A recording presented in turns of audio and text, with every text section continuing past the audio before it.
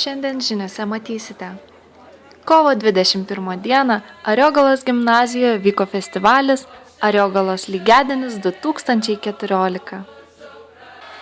Šeštadienį mūsų krepšinio komanda Raseinių Rasai po 2 pratęsimų iškovojo įspūdingą pergalę. Pavasario lygiadienis dažniausiai minimas kovo 20-21 dienomis, kuomet visame žemės rutulyje dienos ir nakties trukmė tampa vienoda ir mūsų pusrutulyje visų džiaugsmai dienos pradeda ilgėti. Šią progą Ariogalos gimnazijoje didelis būrys jaunimo susirinko į modernaus folkloro festivalį Ariogalos lygiadienis 2014, kuriame pasirodė ne tik mergicomis pasivadinusios ariogalietės, tačiau jau senas tradicijas turinti Gilė, vadovaujama Dobilo Juškos ir Artūro Sinkevičiaus, kurie ir organizavo šį festivalį, padedami kitų. Taip pat Ariogalas sulaukė ir svečių, folkloriečių 9, Auštaras ir Dzingulis. Paklausus tiek dalyvių, tiek festivalio žiūrovų, visi vieningai teigia, kad įspūdžiai puikūs, atlikėjų pasirodymai taip pat buvo įsimintini.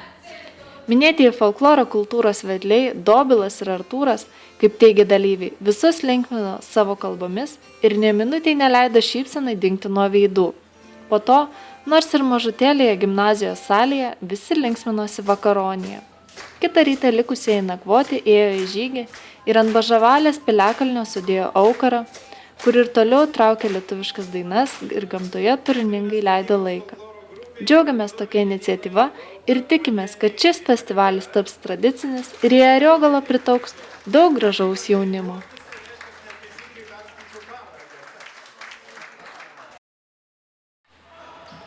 Šeštadienį mačiusiai Rasų ir Druskininkų Citus krepšininkų susitikimą neleis pameluoti, kad salėje buvo iš tiesų karšta nuo pat pirmos akimirkos. Mūsų krepšininkai pralaiminėję iki pat 4 kėlinio, paskutinėmis sekundėmis sugebėjo išplėšti lygiąsias ir gavo galimybę savo jėgas parodyti per pratęsimą.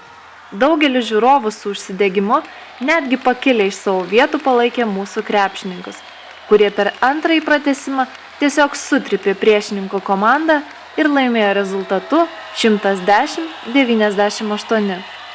Nemokamos rungtynes, už kurias turėtume dėkoti Rasų vedliui Jordanui Kenstavičiui, stebėjo ir meras Algimantas Mielinis, kuris per ilgąją pertrauką pasidalino įspūdžiais apie džiaugsmą mūsų rajonui turėti tokią vietą, kur visi nemokamai gali leisti savo laisvalaikį. Norėjau paklausti, kaip vertinat varžybas, kaip vyrai sulošė jūsų manimu? Vakar geriau. Vakar Buvome Druskininkuose, tikrai buvo geresnės rungtynės, geriau sekėsi.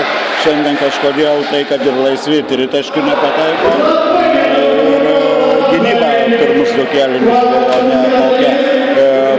Pernai irgi persilaužimas, tas lūžis įvyko 3 kėliny, kada tikrai pradėjo gerai gintis ir pradėjo pataikyti. Manau, kad dar niekas nepraras. O ar laimės, kaip manot? Sunku pasakyti, bet tikėkimės, tai ko mes čia visi.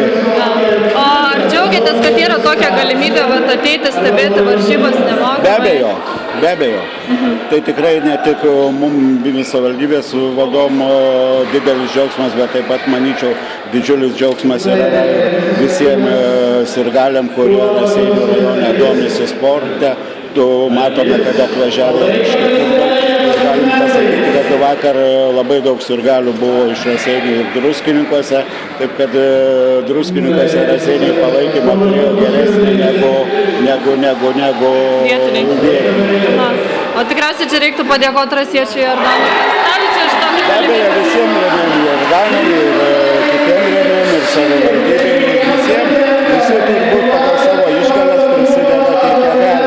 O dar norėjau paklausti, dabar labai yra tokia aktuali tema hipodromo. Ar hipodrome irgi bus galimybė nemokamai stebėti lenktynės?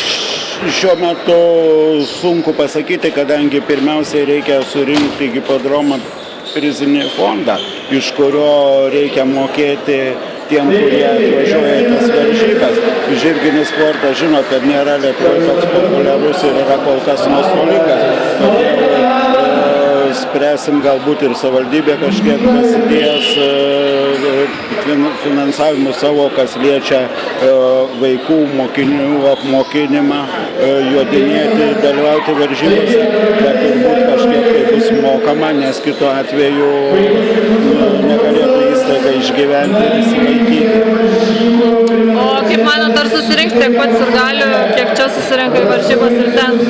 Ten manome, kad vis tik reikės prie šitų varžybų daryti dar ir kažkokius renginius, kažkokius kitus dalykus, kur pritrauktų žiūrovus.